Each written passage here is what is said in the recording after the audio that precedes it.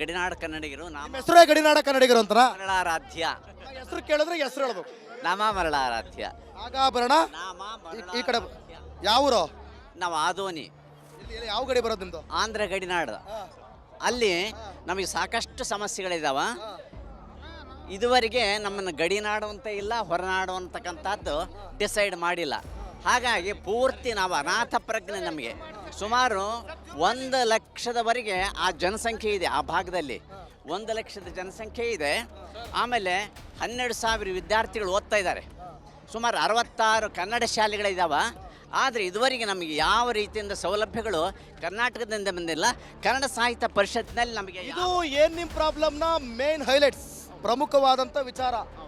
ಕನ್ನಡ ಅಂತ ಹುಡುಕ್ತಾ ಬಂದಾಗ ಅದರಲ್ಲೇ ಎಷ್ಟು ಸಮಸ್ಯೆಗಳಿದಾವೆ ನೋಡಿ. ನಮ್ಮ ಭಾಷೆ ಒಟ್ಟಲ್ಲಿ ಆಂಧ್ರ ಬಾರ್ಡರ್ ಅಲ್ವಾ ನೀವು? ಹೌದೌದು, ಆಂಧ್ರ ಬಾರ್ಡರ್ ಅಲ್ಲಿ ಗುರುತಿಸಿಲ್ಲ.